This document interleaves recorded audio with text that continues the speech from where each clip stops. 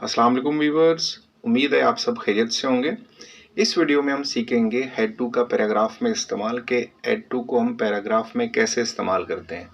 जब हम head to को पैराग्राफ में इस्तेमाल करेंगे तो आपको बेहतर तरीके से हेड टू का इस्तेमाल समझ में आ जाएगा।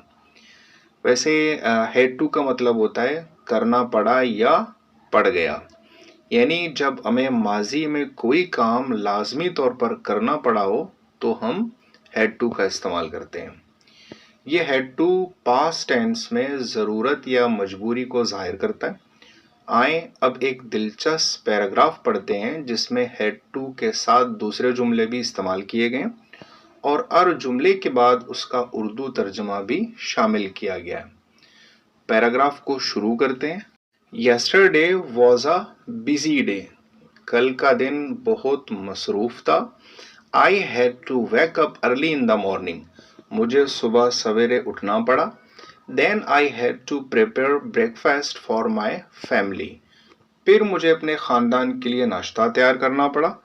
After that I had to go to school because there was an important meeting. उसके बाद मुझे स्कूल जाना पड़ा क्योंकि एक अहम मीटिंग थी।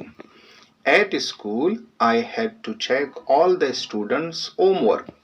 स्कूल में मुझे तमाम तलबा का होमवर्क चेक करना पड़ा। In the afternoon I had to visit the market to buy some groceries. दोपहर में मुझे कुछ सौदा सल्फ खरीदने के लिए मार्केट जाना पड़ा। When I came home, I had to help my daughter with her homework. जब मैं घर आया तो मुझे अपनी बेटी का होमवर्क करवाने में मदद करनी पड़ी। Finally, I had to sleep early because I was very tired. आखिर में मुझे जल्दी सोना पड़ा क्योंकि मैं बहुत थक गया था।